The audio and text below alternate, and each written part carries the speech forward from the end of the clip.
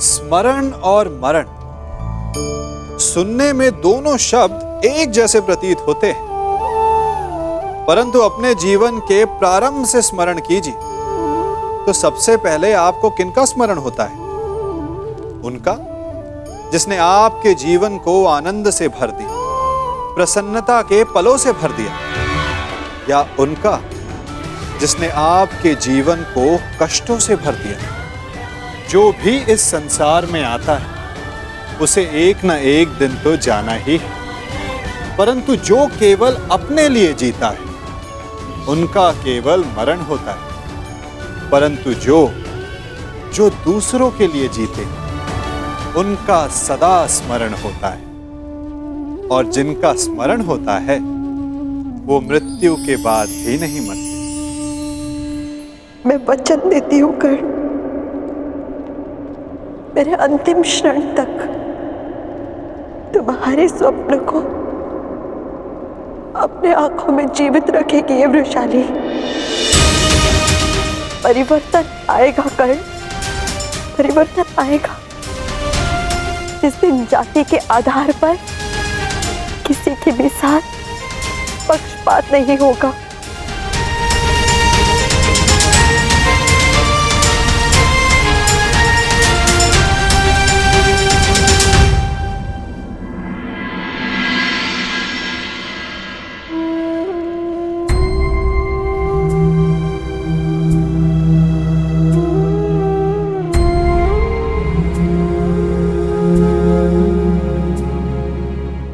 अंगराज, मुझे क्षमा कर दो, क्षमा कर दो मुझे। मद्रराज, आपकी आंखों में अश्रु अच्छे नहीं लगते। मत रोइए, अपने रथी की अंतिम इच्छा पूरी नहीं करेंगे। मुझे मेरा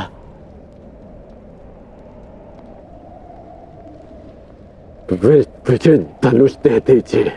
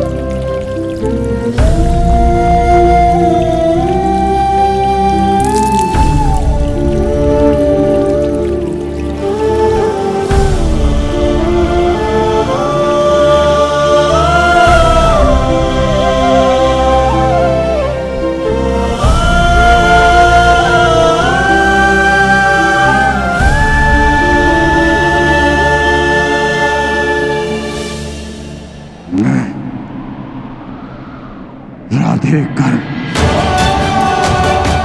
मैं सूतपुत्र कर्ण, मैं परशुराम शिष्य कर्ण,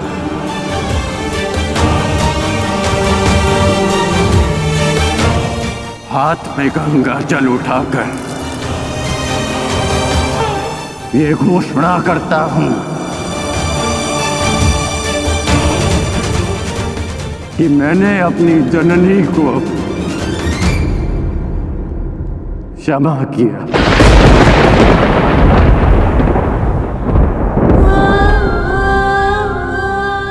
मैंने अपनी माता को क्षमा किया।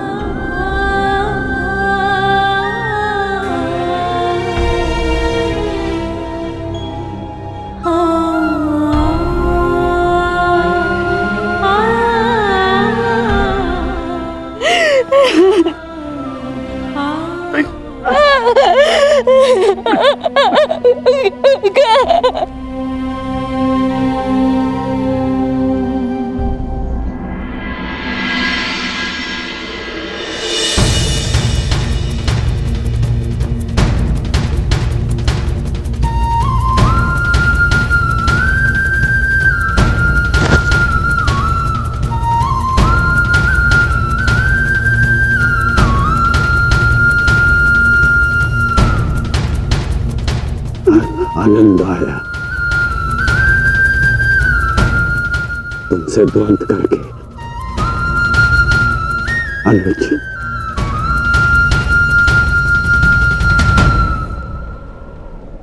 कदाचित किसी और युद्ध में हम अवश्य एक पक्ष में होंगे।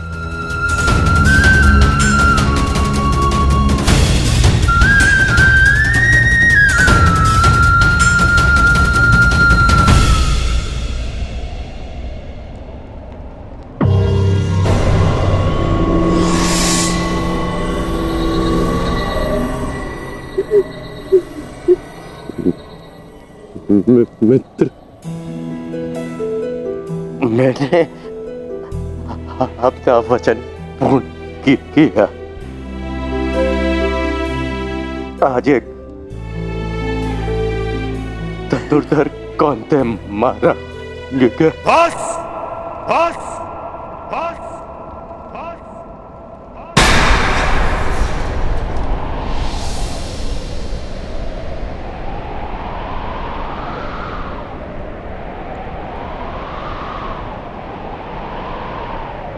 बड़े छोटे हो तुम कर्ण। छल छल किया तुमने मेरे साथ।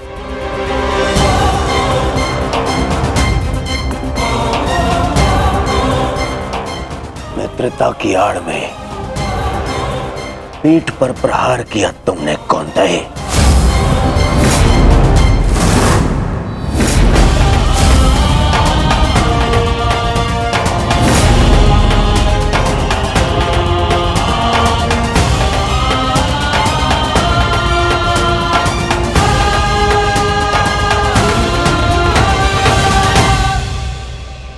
अरे हाँ, तुम भी तो इन्हीं के भाई हो। तुम्हारे तो रक्त में ही है छल करना, जो है ना कौंतेय?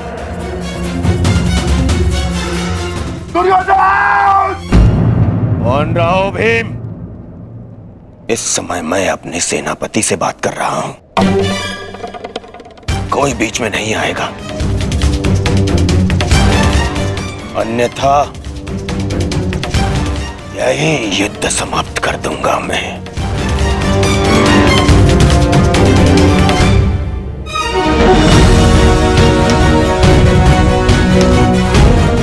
आज क्या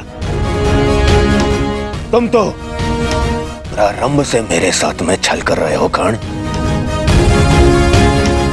मेरे मित्र होते हुए भी तुमने सदैव इन पांडवों का पक्ष लिया। शीघ्र ही आपको द्यूत का बुलावा आएगा। मैं आपको सावधान करता हूं कि उस निमंत्रण को स्वीकार मत करना, क्योंकि मुझे संदेह है कि गांधार राज ये निमंत्रण आपके सम्मान के लिए नहीं, उस अपमान के प्रतिकार के लिए भेज रहे हैं।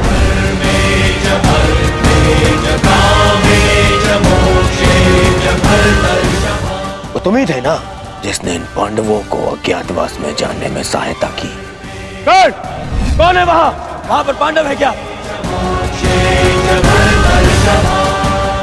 वो तुम ही थे जिसने द्रौपदी वस्त्रहरण के समय मेरे विरोध में स्वर उठाया।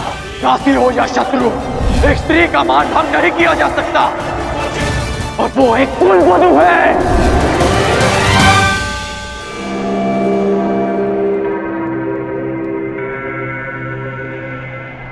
वो तुम ही थे जो सदैव मुख पर मित्र बना रहा और पीठ पर प्रहार करता रहा, करता गया इन पांडवों का पक्ष लेकर।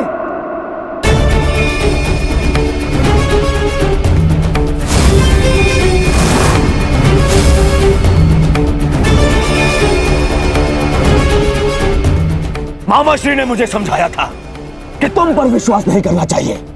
स्मरण करो कि किस प्रकार उसने हमारी हर चाल में बाधा डालने का प्रयास किया है दुर्योधन। चाहे वो द्यूत सभा हो या विराट युद्ध, अपने मन को टटोलो दुर्योधन। विश्वास खाते है तुम्हारा मित्र कर्ण। मेरे हृदय ने कभी यह बात स्वीकार नहीं की। अरे तुम्हें अंगराज बनाया, मित्र बनाकर गले से लगाया, सूतपुत्र से राजन बनाया, अर्जुन से द्वंद्व करने का सक्षम बनाया।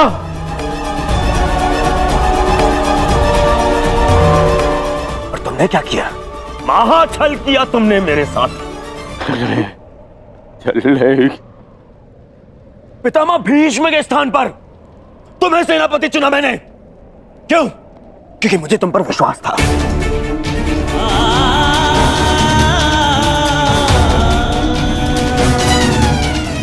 अरे आचार्य द्रोण के परलोक सुधारने के पश्चात भी मैंने साहस नहीं खोया। क्यों? क्योंकि मेरी आस्था मेरे मित्र में थी, तुम में थी कौन?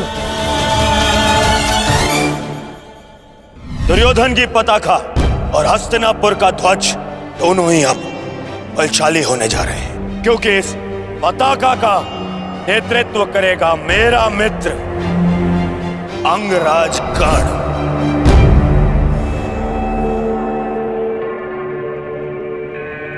अरे मेरे 98 भाई मर गए, फिर भी मैं चुप रहा।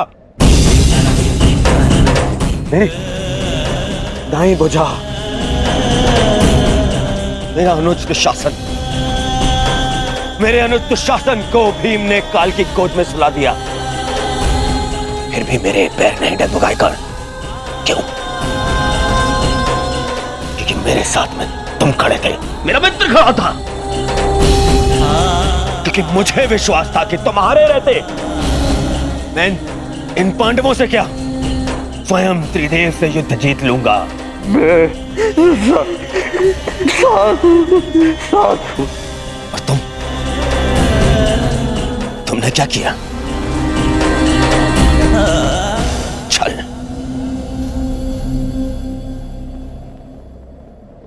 वचन दिया था ना तुमने, वचन दिया था तुमने कि तुम मुझे छोड़कर कहीं नहीं जाओगे। कैसे? अपना वचन कैसे तोड़ सकते हो तुम?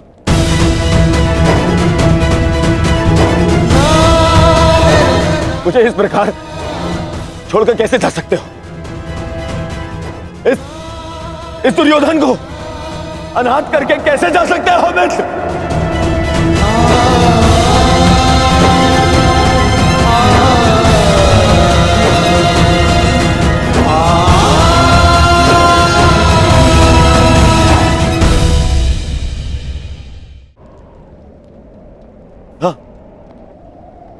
हाँ, मुझे स्मरण है। मैंने तुमसे वचन लिया था ना, याद? संध्या होने तक कौन सा धनुर्धर जीवित नहीं रहेगा। मैं अपना वचन वापस लेता हूं। हाँ, मैं अपना वचन वापस लेता हूं। मत करो उस कौन था धनुर्धर का वाद।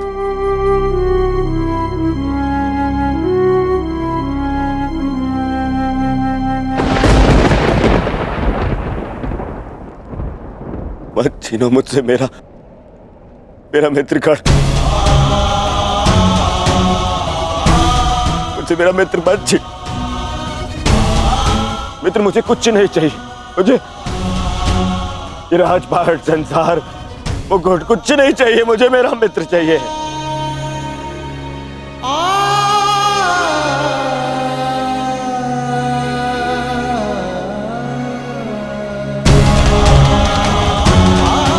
ये केवल मेरा मित्र चाहिए, मेरा मित्र मत छीनो ना। मैं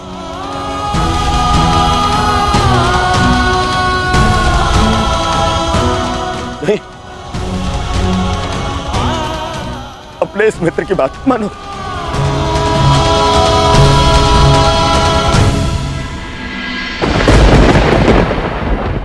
ठीक है, हाँ, बिल्कुल सहदेव।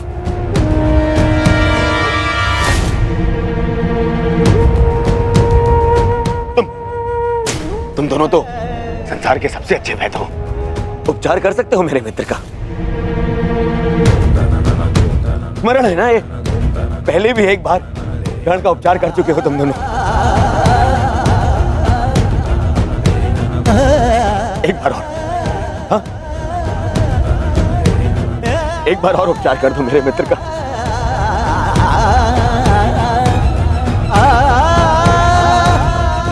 बदले में जो चाहिए मैं ला के दूंगा तुम दोनों को। अरे स्मरण है ना, ये तो तुम्हारा भी ज्येष्ठ है। अपने ज्येष्ठ के प्राण बचा लो।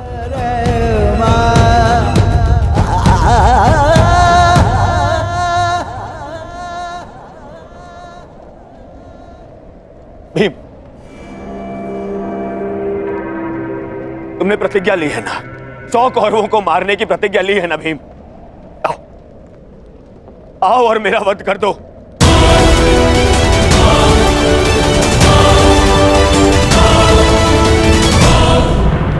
अपनी प्रतिज्ञा पूर्ण कर लो भीम। मेरा वध कर दो, परंतु मेरे मित्र के प्राण बचा लो। मेरे मित्र कर्ण के प्राण बचा लो ना। नहीं,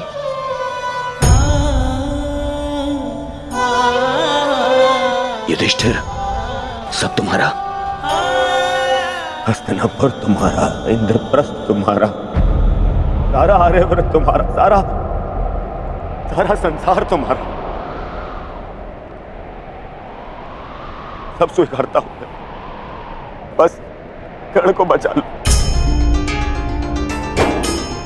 मुझे और कुछ नहीं चाहिए, सब रख लो तुम, बस मुझे मेरा मित्र चाहिए।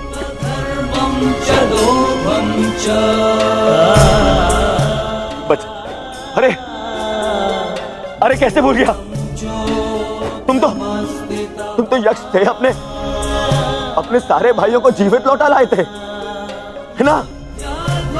तुम कर सकते हो, ये भी तो तुम्हारा ही भाई है, ज्येष्ठ है तुम्हारा भी ज्येष्ठ है ये।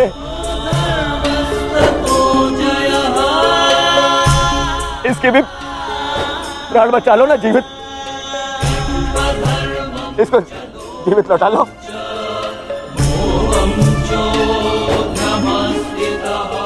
इतना कर लो मेरे लिए, इतना कर दो।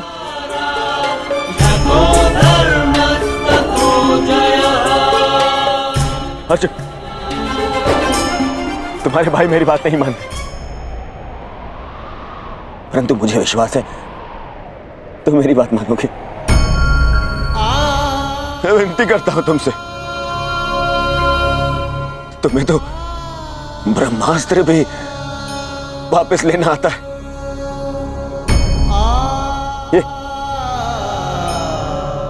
ये अंजलि का अस्त्र वापस ले लो ना अर्जुन। देखो ना मेरा मित्र कितनी पीड़ा में।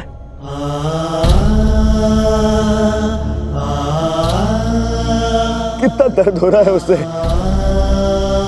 मैं स्वीकार करता हूं तुम संसार के सर्वश्रेष्ठ धनुर्धर हो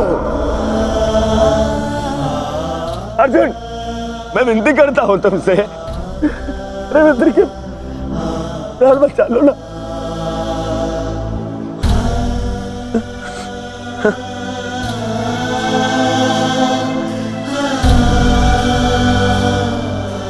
द्रौपदी,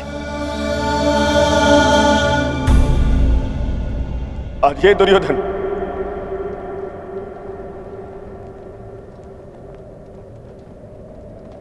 हाथ जोड़कर तुमसे क्षमा मांगता है। मैं तुम पर किए हर एक अन्याय का पश्चाताप करने के लिए सज्ज हूं।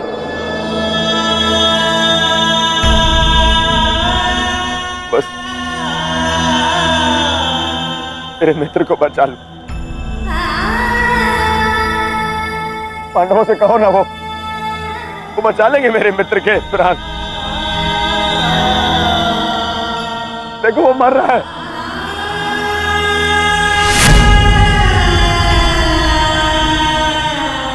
बचा मेरे मित्र के प्राण। बदले में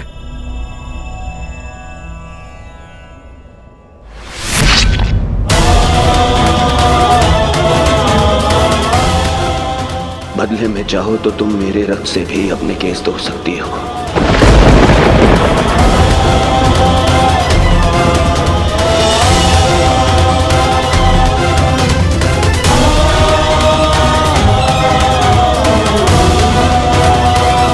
आप इन दो पात्रों को देख रहे हैं? मेरे इस पात्र में जल है और ये पात्र मिष्ठान से भरा हुआ है। दोनों ही पात्र भरे हैं। परंतु देखिए, मिश्री को जल में मिला दिया, जल ने मिश्री को अपना लिया, मिश्री ने अपना अस्तित्व खो दिया। परंतु जल को अभिमान है कि उसका अस्तित्व अभी भी बना हुआ है। परंतु जो इस जल को चखेगा उसे अवश्य पता चल जाएगा कि ये जल अब वो जल नहीं रहा, ये अब शरबत बन गया। हमारा त्याग, हमारे बलिदान भी ऐसे ही होते हैं। जो इस बात को अनुभव करते हैं वो समझ सकते हैं कि कैसे हमने समय की धारा को बदल दिया। जो बलिदान देते हैं उनका अस्तित्व कभी नष्ट नहीं होता, अपितु उनका बलिदान संसार में कुछ ना कुछ परिवर्तन अवश्य लाता है। बचा मेरे मित्र के प्राण। बदले में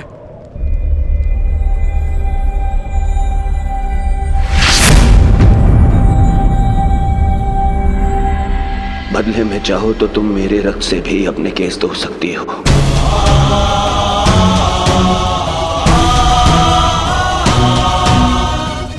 मेरा रक्त ले लो। मेरा मित्र मुझे दे दो।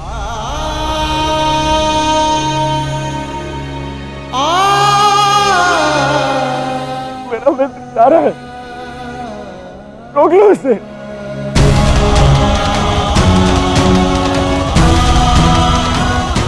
क्षमा भी मांग ली मैंने, ले लो, और मुझे मेरा मित्र लौटा दो।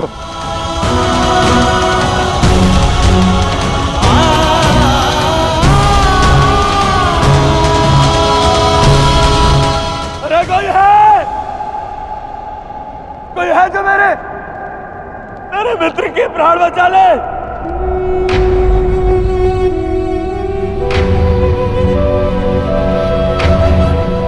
हाँ, वासुदेव, मैंने सदा तुम्हें चलिया कहा, परंतु पूरा संसार तुम्हें ईश्वर मानता है ना? तुम यदि सत्य में ईश्वर हो, मुझे मेरे मित्र के प्राण दे।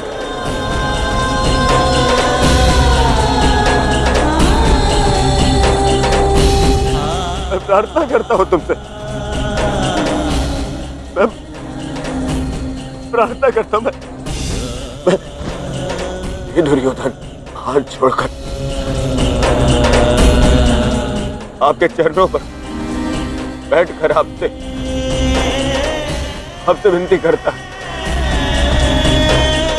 मेरे मित्र के प्राण लौटा दो वासुदेव, मेरे मित्र के प्राण लौटा दो। मैं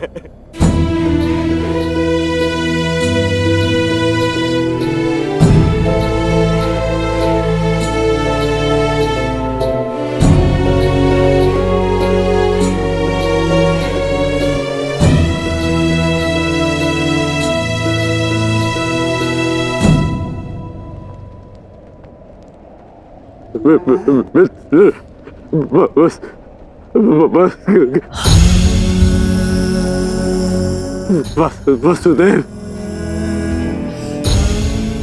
मैंने कहा था ना आपसे कि मेरा चैन उचित था, उचित था मेरा चैन।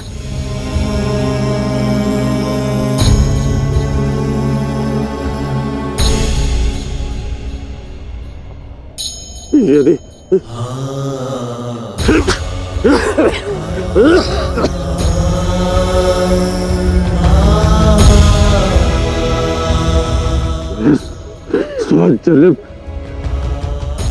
स्वजन्म में लूंगा ना, तभी यही मेरा चैन होगा। मैं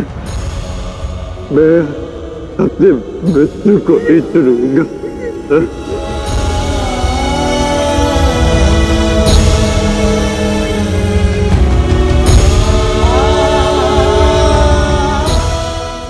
नहीं मित्र, ऐसा मत बोल, मुझे छोड़ के मत जाओ मित्र।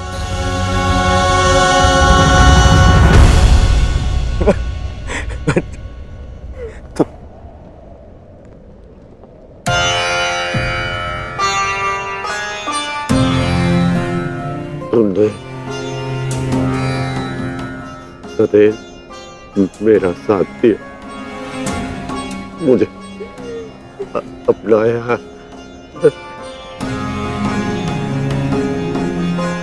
मैं संतुष्ट होकर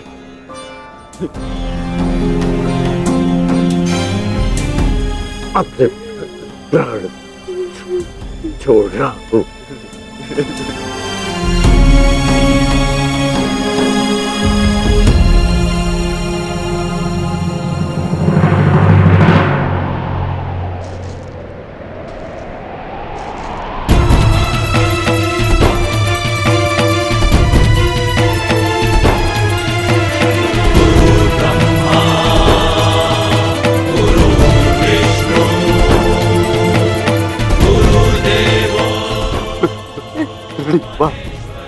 गुरुदेव,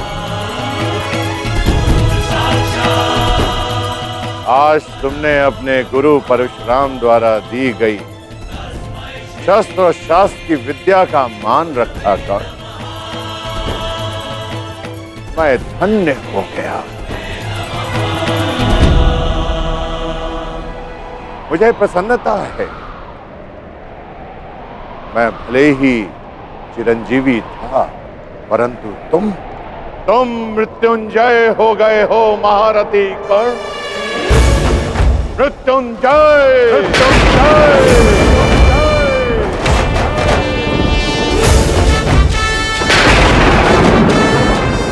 तुम्हारे जैसा सर्वश्रेष्ठ धनुर्धर न कभी इस धरा पर हुआ है और ना ही कभी होगा, और ना ही कभी होगा।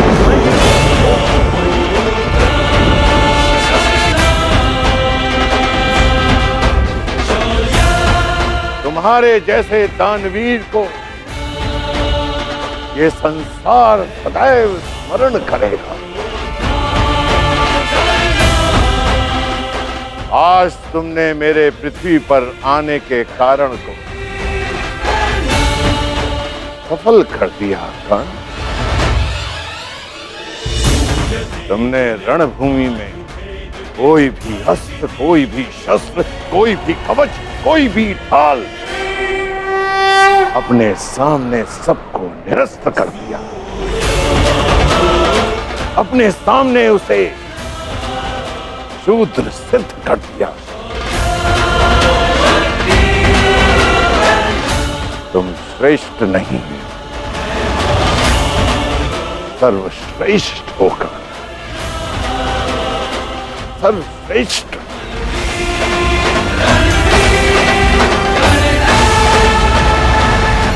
आज तुम अधिकारी बन गए हो कि तुम्हारे गुरु तुम्हें प्रणिपात्र दे।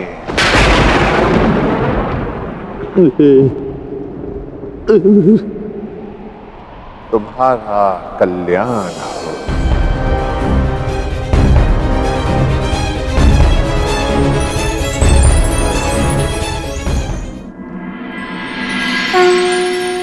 संसार में दो ही अवसर ऐसे होते हैं जब मनुष्य किसी को स्वयं से आगे निकलता हुआ देखकर प्रसन्न होता है।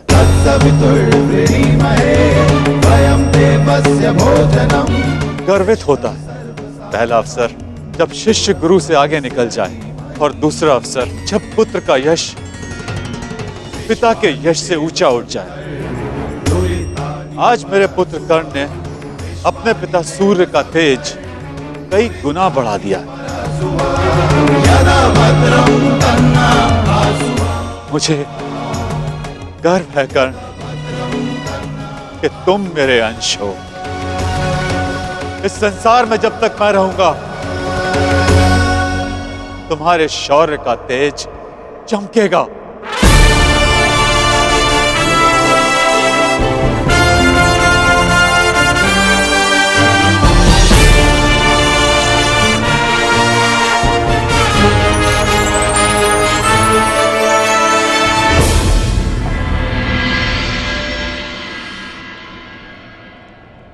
समय आ गया है सखा।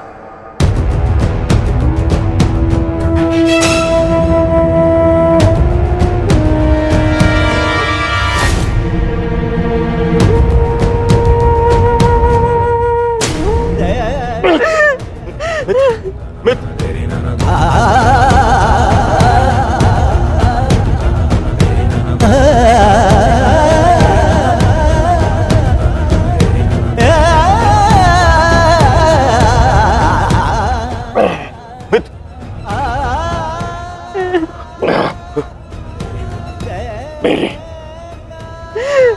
अंतिम इच्छा पूर्ण करना। परिवर्तन के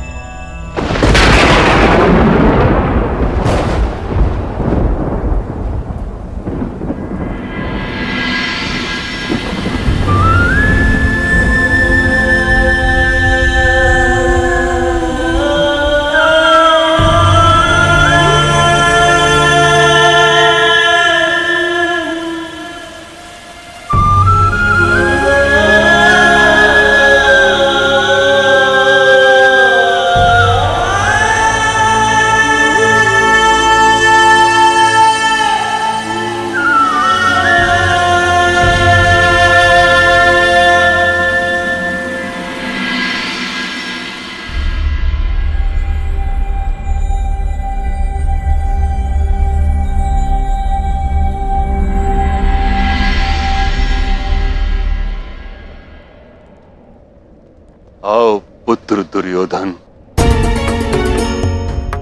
कदाचित अब तुम्हें आभास हो गया होगा, यह युद्ध अनायास था।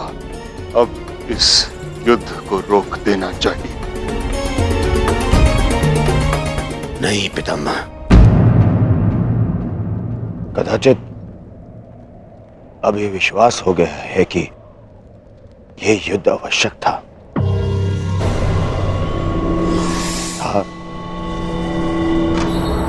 और है भी पितामह। आज आपके वंश का पहला दीपक बुझ गया पितामह।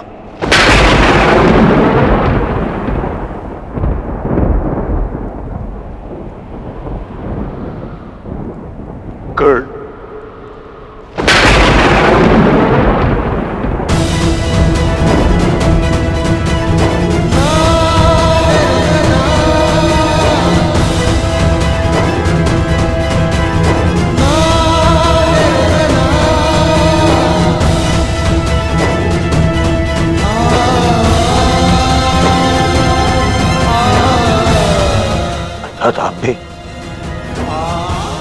आप भी जानते थे कि कर्ण मेरा ज्येष्ठ, फिर भी आप मौन रहे क्यों? क्यों पितामह? विष पीकर भी जिसके मुख पर मुस्कान हो, उसका भेद खोलकर उसके बलिदान का अपमान नहीं किया जाता पुत्र। मैं कर्ण के बलिदान का अपमान कैसे करता? इसी कारण अपने रहते मैंने उसे युद्ध से दूर रखा।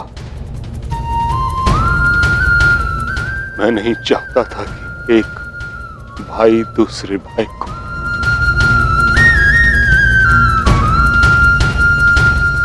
नहीं,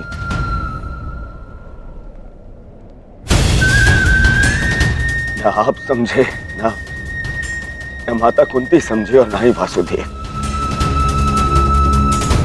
कदाचित आप लोगों ने बता दिया होता कि कर्ण हमारा ज्येष्ठ है, तो सौगन गुरु बलराम की पितामह मैं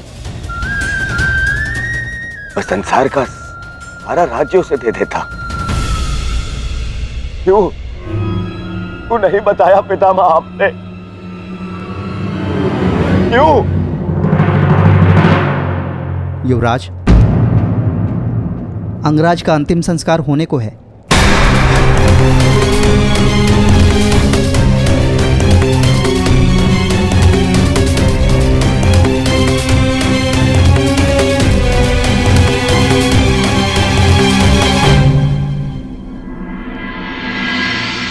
है मृत्यु तैयार यदि तुम आने को, प्रसन्न मुख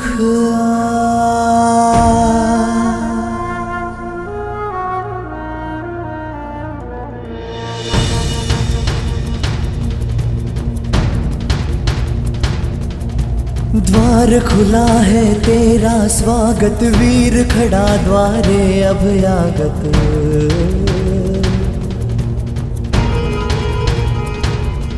बाहें फैला के मुस्कुरा के करता अपने अतिथि का स्वागत।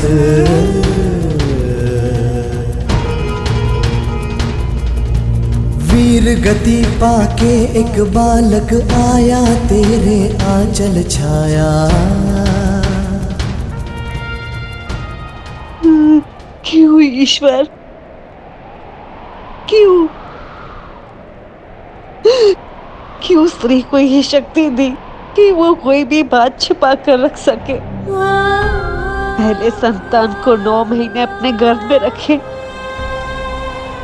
फिर अपने संतान से जुड़े सत्य को अपने मन के गर्भ में रखे, अगर मैंने जीवन में कोई भी पुण्य किया तो मेरी प्रार्थना सुन ले कि आज के पश्चात कोई भी स्त्री कोई भी रहस्य ना छुपा सके।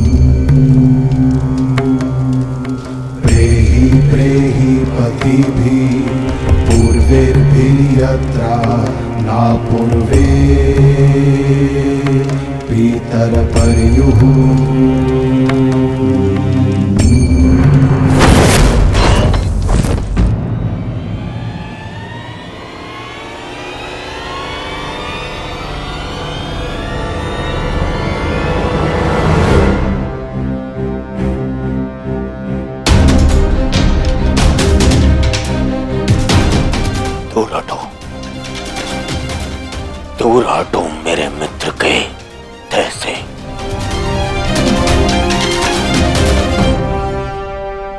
इसका अंतिम संस्कार करने का साहस मत करना युधिष्ठिर,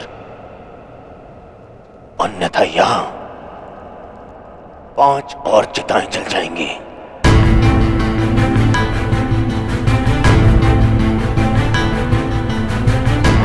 किस अधिकार से,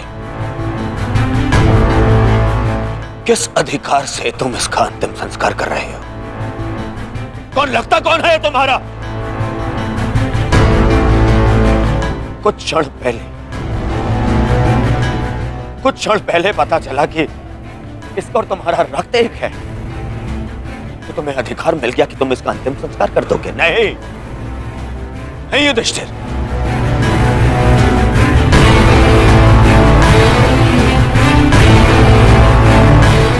इसका अंतिम संस्कार करने का अधिकार उसको है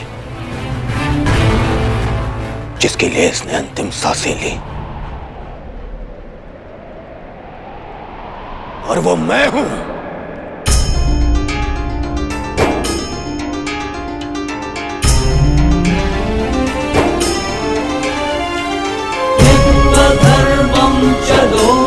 मेरे माता पिता देख नहीं सकते, परंतु उनकी आंखों में भी एक स्वप्न है। स्वप्न है कि उनकी चिता को उनका ज्येष्ठ पुत्र अग्नि दे। अब कर्ण के जाने के पश्चात मैं ये नहीं जानता कि मैं अपने माता पिता को अग्नि दूंगा या मेरे पिता मुझे विदा करेंगे। अग्नि वो देता है जिसके चले जाने के पश्चात वो अनाथ हो जाए।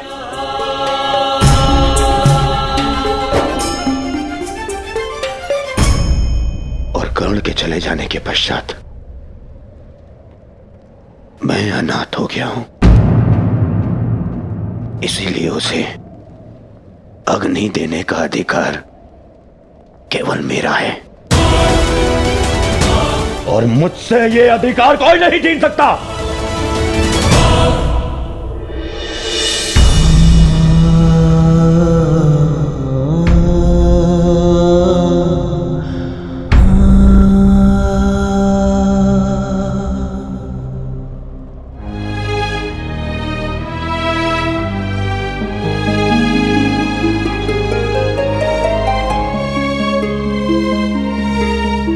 जब से संसार को समझा है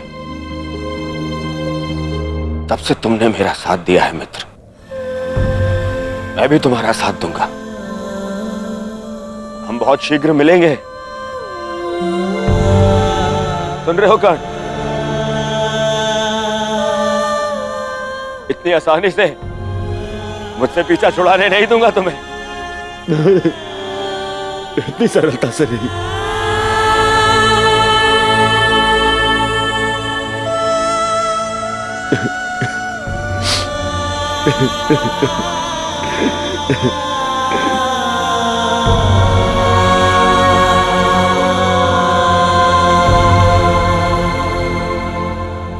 यह एक वीर की अंतिम यात्रा का प्रयाण है दुर्योधन। इसे शांति के साथ विदा करें। ज्येष्ठ की आत्मा को कष्ट होगा यदि सब एक साथ अग्नि न दें।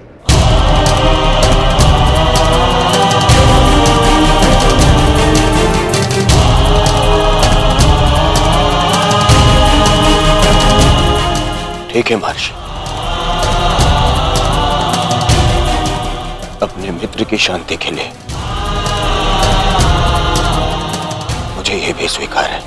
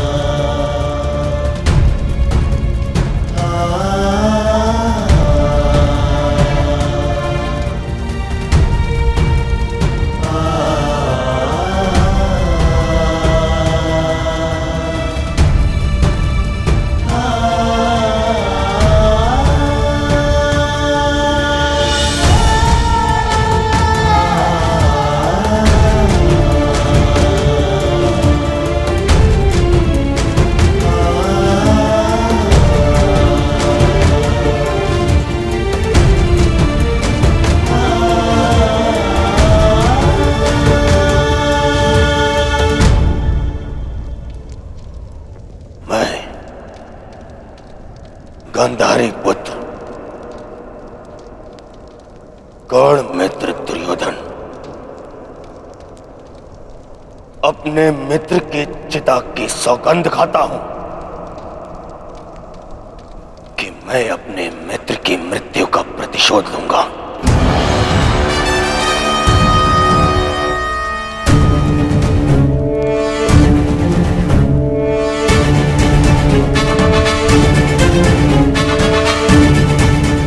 अब ये युद्ध ना इंद्रप्रस्थ के लिए है और ना ही हस्तिनापुर के लिए।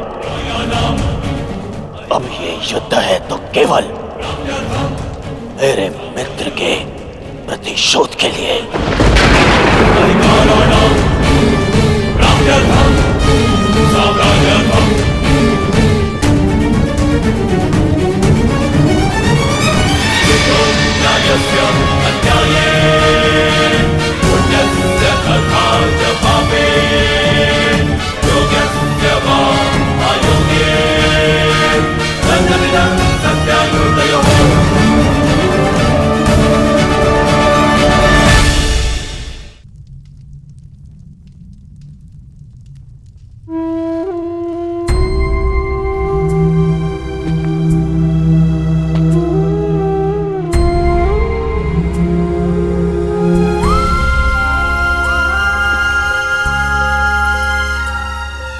सब समाप्त हो गया माता, सब कुछ।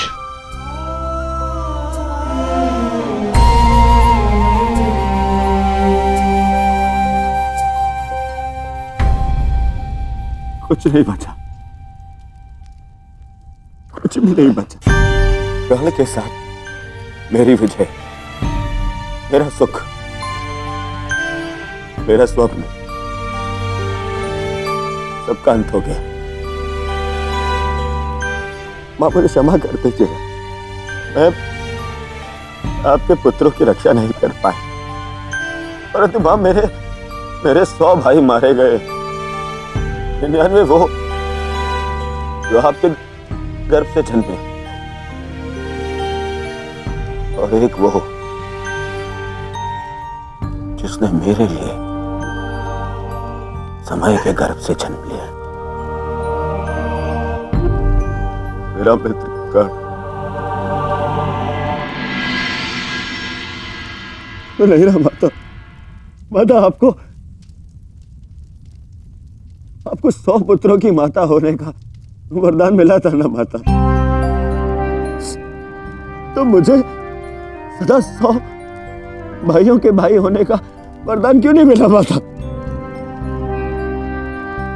समय ने जो छीन लिया उसे लौटाया नहीं जा सकता पुत्र, परंतु जो अब मेरे पास शेष है उसे रहने दो। छोड़ दो ये युद्ध पुत्र।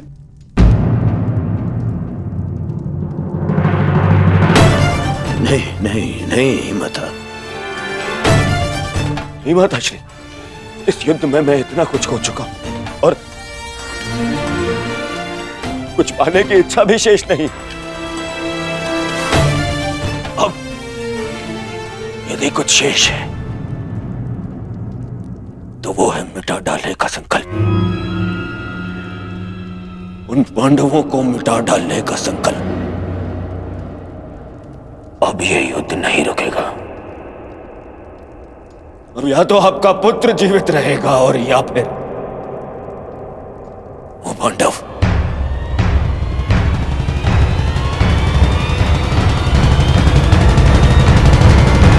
हम सभी कभी ना कभी, कहीं ना कहीं अपने जीवन में यात्रा अवश्य करते हैं। हमारी यात्रा में कभी पक्के रास्ते आते हैं तो कभी कच्चे रास्ते। पक्के रास्ते मनुष्य बनाता है और कच्चे रास्ते जानते हैं कैसे बनते हैं? चलते चलते बन जाते हैं। जब लोग एक स्थान से जाते हैं तो पैरों के दबाव से नीचे की घास कुचल जाती है। बार बार उस मार्ग से जाने से धीरे धीरे मार्ग स्वतः ही बन जाता है। और यही जीवन है, यही नियति है। जब आपके जीवन में आपको मार्ग ना मिले तो रुकिए नहीं, आगे बढ़ते रहिए और आपके पैरों के दबाव से मार्ग स्वतः ही बन जाएगा। अब यदि कुछ शेष है तो वो है मिटा डालने का संकल्प, उन पांडवों को मिटा डालने का संकल्प। अब या तो आपका पुत्र जीवित रहेगा और या फिर वो पांडव। मुझे क्षमा कर दीजिएगा माता, परंतु अब ये युद्ध नहीं रुकेगा, नहीं रुकेगा ये युद्ध।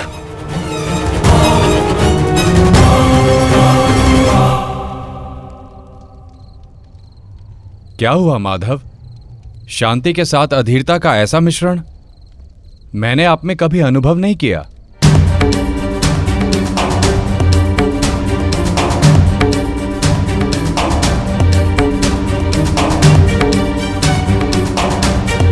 मौन क्यों है माधव? क्यों आप हर बार उस योद्धा का अंत कर देते हैं जो इस युद्ध का अंत कर सकता है? क्यों माधव, क्यों? जिसे हम अंत समझते हैं वो एक नया प्रारंभ होता है बारबरी। जिसे हम काया का अंत समझते हैं वो कायांतरण होता है। और जिसे तुम एक योद्धा का अंत समझ रहे हो वो एक नए परिवर्तन का प्रारंभ है। उचित कहा माधव। हर अंत में ही एक नया प्रारंभ है, परंतु यह आवश्यक नहीं कि हर अंत के पश्चात एक नया परिवर्तन जन्म ले, क्योंकि कभी कभी एक अंत एक प्रतिशोध को जन्म देता है, और वो हो चुका है। एक नया प्रतिशोध जन्म ले चुका है माधव।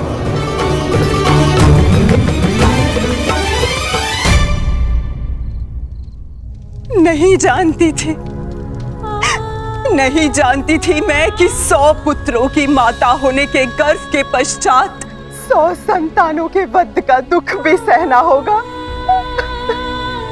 यही प्रश्न मेरे मन में बार बार उत्पन्न होता है गांधारी।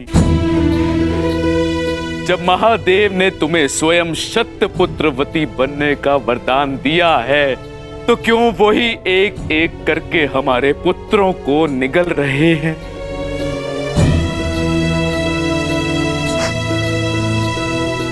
उत्तर मिलेगा आर्य,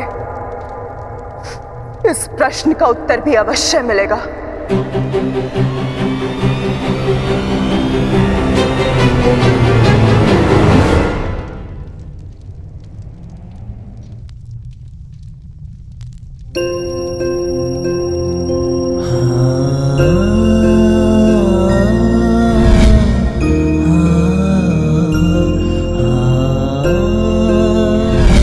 ये श्राप मुझे क्यों नहीं मिला कि मैं युद्ध में बाण चलाना भूल जाऊं?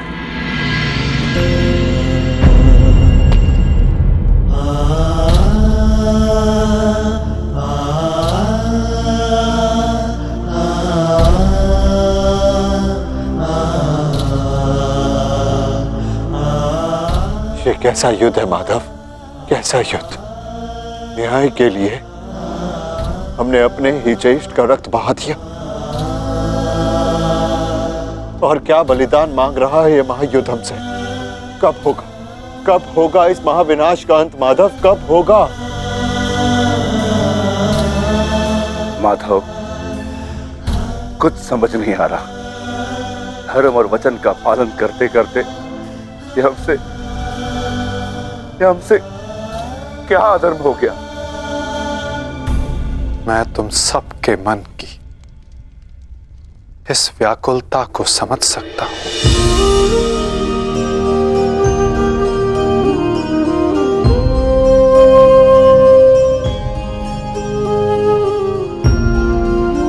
तुम सब इतने समय से इस सत्य से वंचित थे,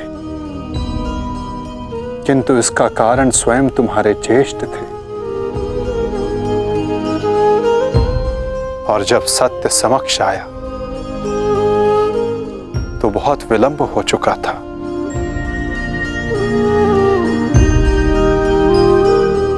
नकुल, सहदेव, ये तुम्हारा उत्तरदायित्व है कि अपने ज्येष्ठ के इस बलिदान गाथा को इस संसार में सुनाकर सदैव इस संसार के हृदय में जीवित रखो।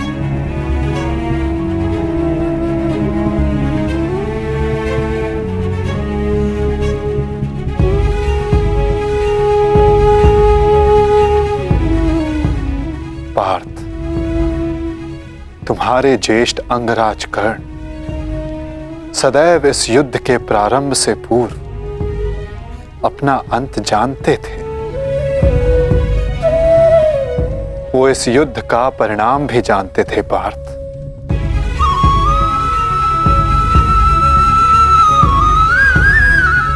परंतु चिंता मुझे उनकी है जो देख नहीं पाते,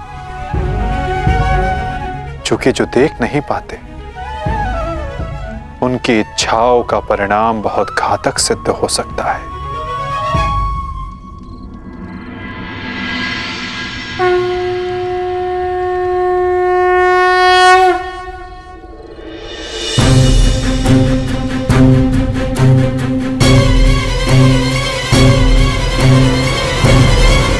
रुक जाओ बहना, नहीं बहना,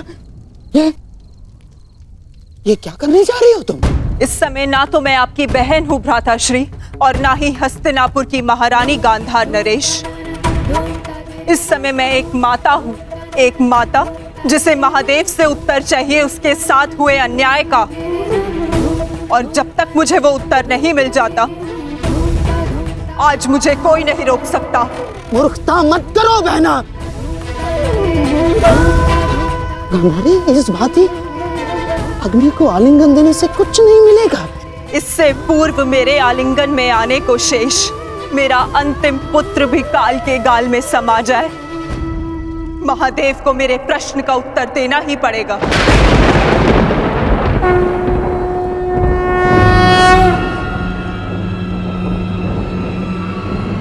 नहीं बहना, मैं तुम्हें ऐसा नहीं करने दूंगा। नहीं करने दूंगा मैं तुम्हें ये सब कुछ ना। आप हस्तिनापुर की महारानी को आदेश दे रहे हैं गांधार राज? देखो बहना, ईश्वर के लिए ये सब मत करो। एकांत।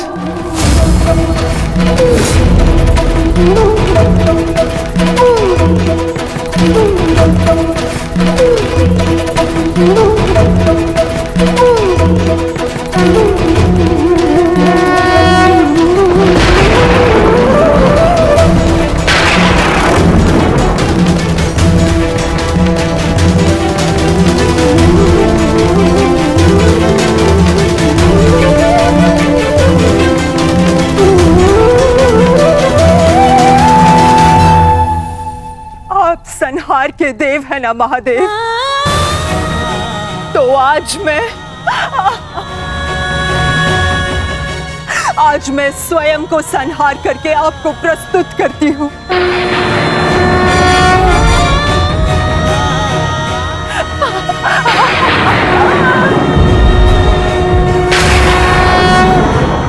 आपने मुझे शतपुत्रवती होने का वरदान दिया था महादेव, परंतु आज मैं आपसे ये जानना चाहती हूँ, क्यों आपने मेरा जीवन अभिशाप बना डाला महादेव?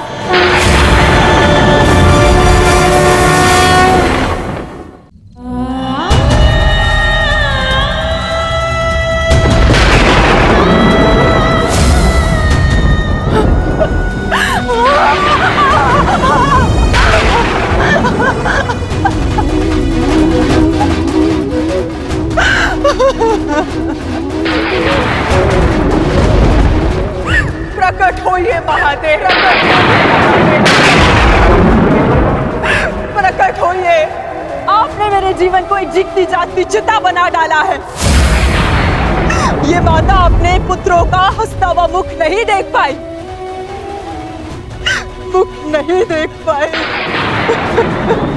परंतु उनकी चिताओं की अग्नि को अनुभव किया है महादेव। या तो आप अपने उत्तर से मेरे मन को शीतलता दीजिए, अन्यथा मुझे जीते जागते जल जाने दीजिए।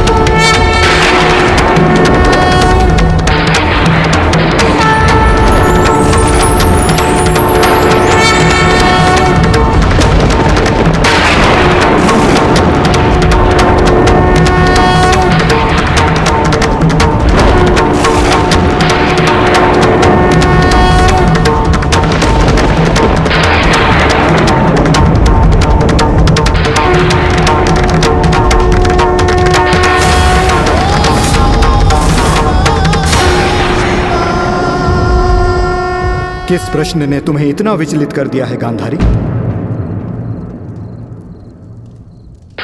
अन्याय ने मुझे विचलित किया है महादेव, वो अन्याय जो आपने मेरे साथ किया। मेरे 100 पुत्रों के वरदान को 100 पुत्रों के नाश के अभिशाप में बदल दिया है उन पांडवों ने। बोलिए महादेव, बोलिए, ये कैसी नीति है आपकी? ये तो नियति है गांधारी। हर एक के जन्म के साथ उसकी मृत्यु निर्धारित होती है। उसे लेके मनुष्य विचलित हो सकता है, परंतु ना ही ये अन्याय है और ना ही प्रतिशोध का कारण। नहीं महादेव, मैं ना तो यहाँ प्रतिशोध के लिए आई हूँ और ना ही प्रतिकार के लिए। ये एक माता है जो आपके समक्ष खड़ी है। जिसके 99 पुत्रों का निर्दयता से वध कर दिया गया है, उसे केवल एक पुत्र की सुरक्षा चाहिए। मुझे दुर्योधन की मृत्यु नहीं देखनी है। आपका वरदान झूठा नहीं होना चाहिए महादेव। जिसे आपने 100 पुत्र होने का वरदान दिया, वो निसंतान नहीं मरनी चाहिए महादेव। जो हानि मेरी कोख को अब तक हुई है, उसे मैं सह लूंगी, किंतु मेरा अंतिम शेष पुत्र दुर्योधन, मैं आपसे उसकी सुरक्षा मांगती हूँ महादेव। मेरे पुत्र की रक्षा कीजिए महादेव। उसे भीम के प्रहार से बचा लीजिए। पांडवों को अस्त्र देने वाले महादेव, यदि आज मेरे पुत्र को ढाल नहीं देंगे तो मैं स्वयं आज अपने प्राण उसके लिए समर्पित कर दूंगी।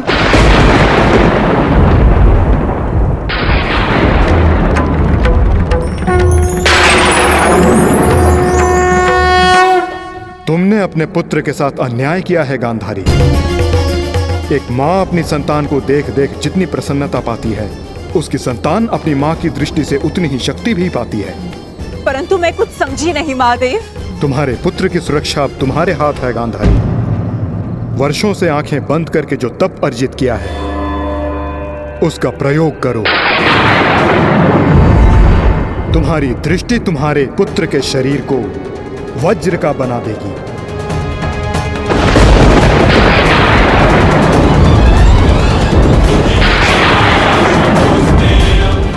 वो वज्र जिसे किसी का प्रहार नहीं तोड़ पाएगा।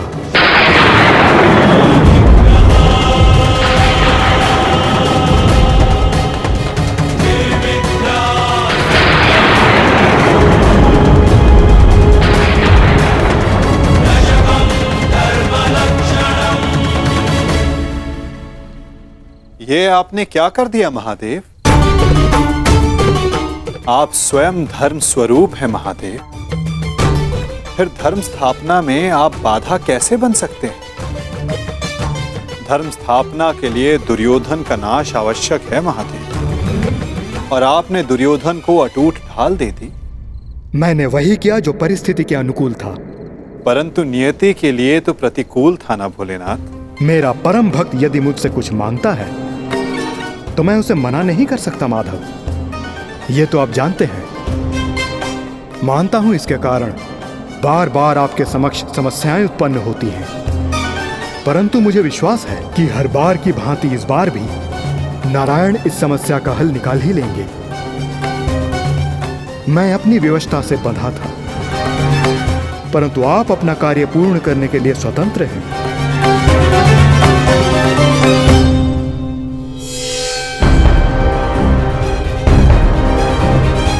नियति के अनुकूल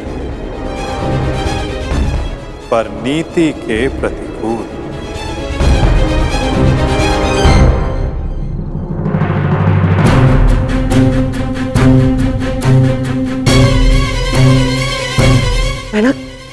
बहना क्या हुआ? महादेव ने दर्शन दिए? बहना बता। गांधारी।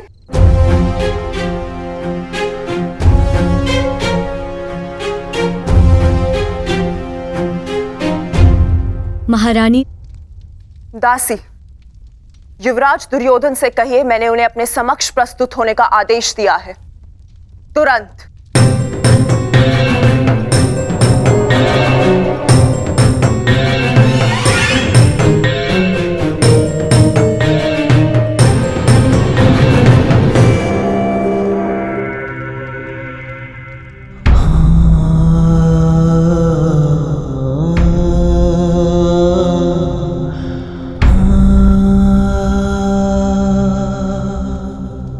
मृत्यु का प्रतिकार में एक एक से लूंगा मित्र,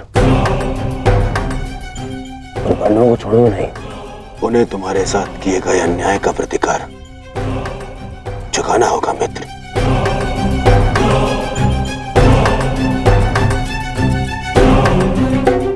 युवराज दुर्योधन, मैं मद्राज आज तक किसी के सामने नहीं झुका, परंतु आज मैं अपना सर झुकाकर अपनी भूल को स्वीकार करने आया हूं। मद्राज, चक्र निकालने में मेरी सहायता कीजिए। तुम भूल रहे हो अंगराज, तुम सूत पुत्र हो, तुम स्वयं अपने रथ का चक्र निकालो। मद्राज, मुझे मेरा विजय धनुष दीजिए। नहीं अंगराज, मैं तुम्हारी आज्ञा का पालन नहीं करूंगा।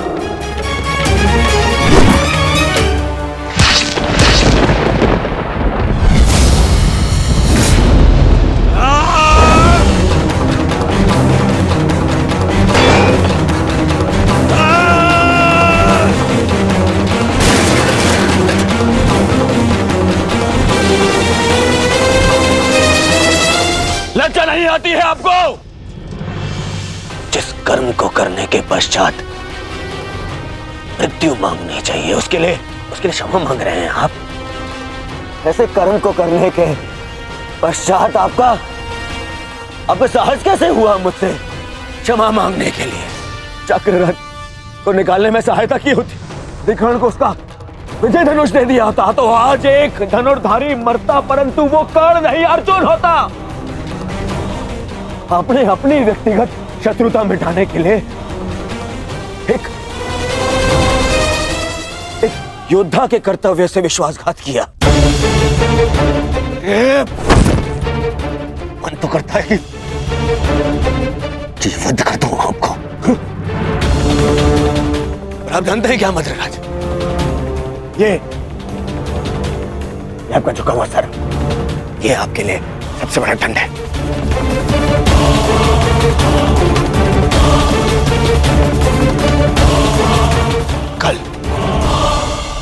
कल प्रातः काल सूर्योदय से पूर्व आप युद्ध भूमि से अस्त हो जाएंगे। मैं आपका मुख नहीं देखना चाहता।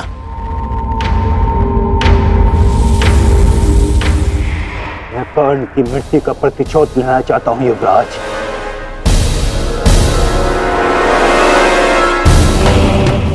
आप लेंगे प्रतिशोध?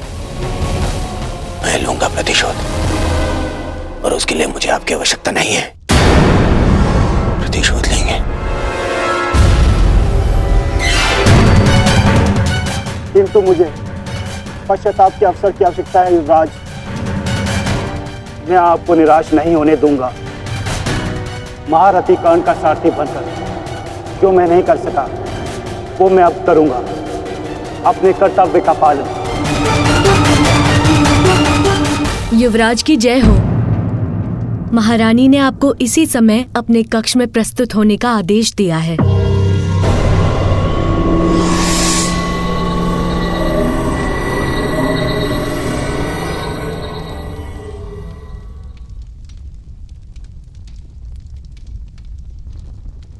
पिताश्री, माता ने यूं अचानक मुझे स्मरण क्यों किया? इस समय एक माता केवल अपने पुत्र से बात करना चाहती है पुत्र, इसके अतिरिक्त मुझे कुछ ज्ञात नहीं।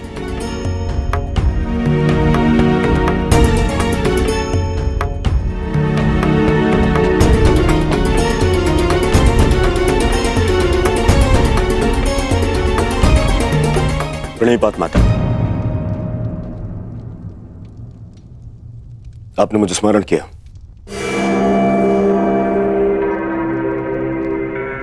हाँ पुत्र, स्मरण किया,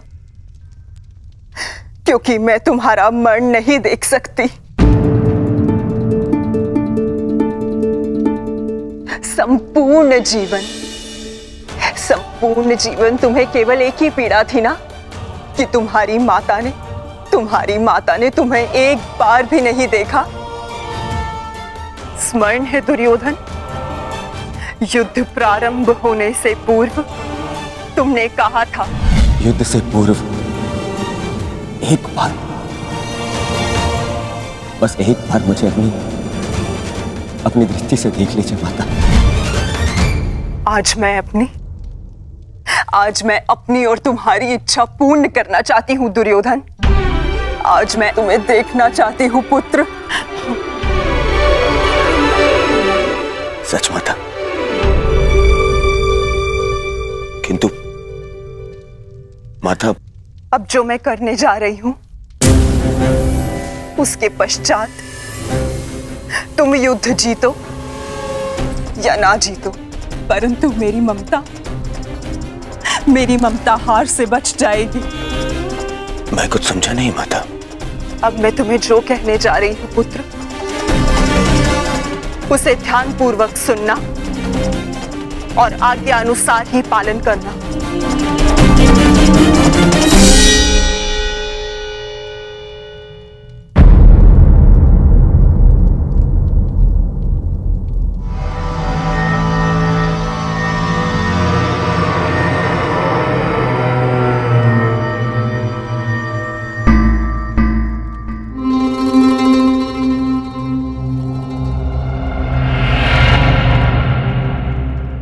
दुर्योधन, क्या हुआ? क्या क्या कहा गांधारी ने? और उसने तुम्हें क्यों बुलाया था? गंगा स्नान के लिए जाना है मामाश्री। गंगा स्नान? किंतु क्यों? क्यों दुर्योधन? देखो देखो दुर्योधन, तुम अपने मामा को कुछ नहीं बताओगे? हैं? ये स्नान, ये क्या है सब कुछ? माता के आदेश का पालन करने के लिए किंतु परंतु नहीं पूछते मामाश्री। मैं भी तुम्हारे साथ चलता हूं।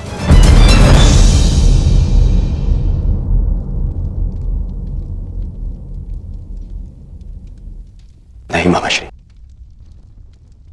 ये यात्रा मुझे अकेले करनी है।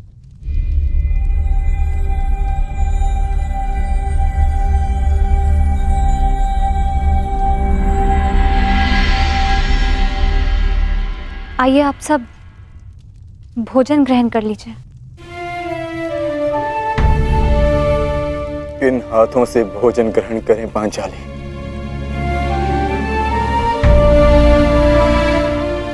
इन हाथों से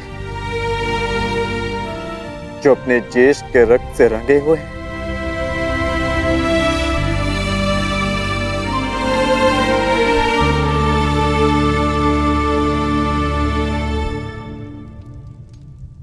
जाओ पार्थ, जाकर विश्राम कर लो। कल प्रातः पुनः युद्ध प्रारंभ होगा और उस युद्ध के लिए सज्ज रहना होगा तुम्हें। परिवर्तन के लिए ज्येष्ठ ने अपना जीवन त्याग दिया। कुछ परिवर्तनों को लाना नहीं होता पार्थ, उन्हें होने देना होता है। तुम अपना कर्तव्य करो पार्थ। फल हो या परिवर्तन, जो भी होगा स्वयं होगा।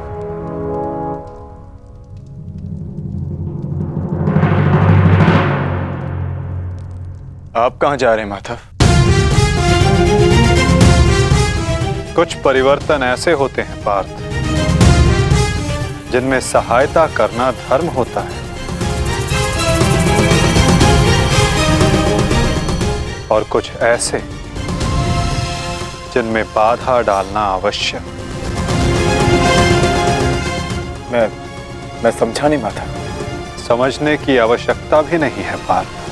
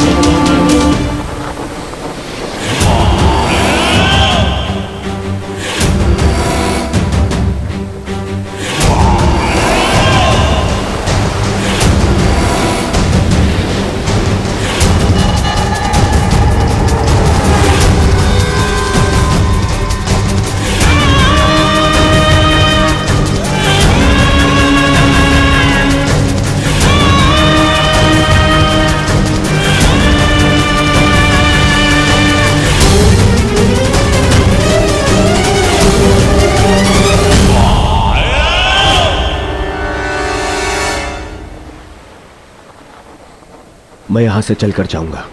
क्षमा करना युवराज, किंतु माताश्री का आदेश है। मुझे पूर्णतः निर्वस्त्र होकर उनके समीप जाना है।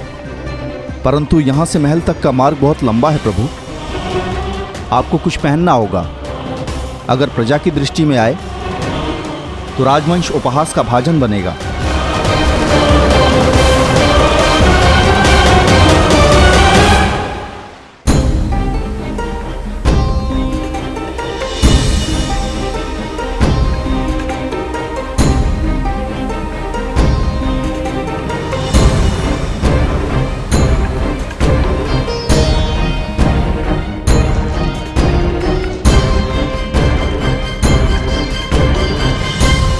अपने पिता का आदेश नहीं मानता, बहुत बड़ा बुद्धिमान समझता है अपने आप को। क्या कहा था मैंने? बछड़े की डोर हाथ में रखना, समझता नहीं है? बहुत बुद्धिमान है तू। क्या समझाया था मैंने? क्या कहा था मैंने? क्या पूछ रहा हूँ मैं? क्या समझाया था मैंने? ये क्या कर रहे हो? क्यों इस बालक को कष्ट पहुंचा रहे हो? अब तुम कौन हो हमारे बीच में आने वाले? ये मेरा पुत्र है, मैं जो चाहे इसके साथ वो करूं। तुम हमारे मध्य में आने वाले कौन होते हो? मैं हस्तिनापुर का युवराज हूँ। क्षमा कर युवराज, मैंने आपको पहचाना नहीं, परंतु वास्तविकता ये है कि इसने अपने माता पिता के आदेश का पालन ही नहीं किया। मैंने इसे बताया था, बछड़े की डोर कभी हाथ से मत छोड़ना, सदैव डोर अपने हाथ में ही रखना, परंतु ये नहीं माना। इसने बछड़े की डोर को अपने हाथ से छोड़ दिया और बछड़ा खो गया। अब आप ही बताइए, मैं क्या करूं? परंतु आप इस भांति अर्धनग्न अवस्था में। मेरी माता का आदेश है। देख, सीख इनसे कुछ। हस्तिनापुर के युवराज होते हुए भी अपने माता पिता के आदेश का अक्षरशः पालन करते हैं। धन्य हैं आप युवराज।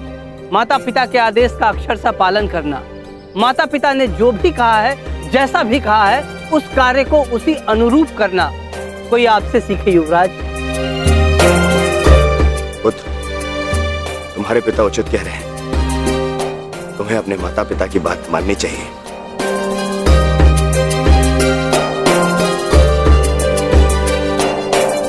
माता पिता के आदेश का अक्षरशः पालन करना, माता पिता ने जो भी कहा है, जैसा भी कहा है, उस कार्य को उसी अनुरूप करना कोई आपसे सीखे युवराज।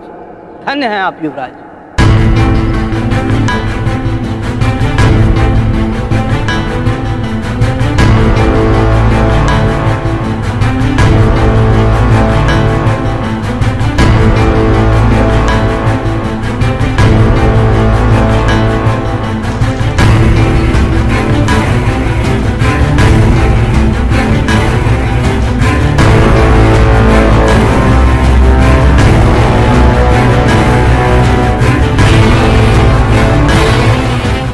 माता के आदेश का पालन कर रहे हो दुर्योधन, परंतु गंगा स्नान के पश्चात यूं वस्त्रहीन क्यों होकर आए हो? माता श्री का आदेश है ममश्री, निर्वस्त्र होकर आना है। बुद्धिहीन हो दुर्योधन। माता के लिए तो बालक ने गर्दन से नीचे भी वस्त्र ना पहना हो तो वो नग्न कहलाता है। और शास्त्रों में भी लिखा है कि युवा होने के पश्चात एक पुत्र ने अपने माता के समक्ष और एक भाई ने अपने बहन के समक्ष निर्वस्त्र नहीं जाना चाहिए। पुत्र पौत्र वाले हो गए हो ना दुर्योधन, न जाने तुम्हें बुद्धि कब आएगी। माता के समक्ष यूं अवघड़ बनकर जाओगे?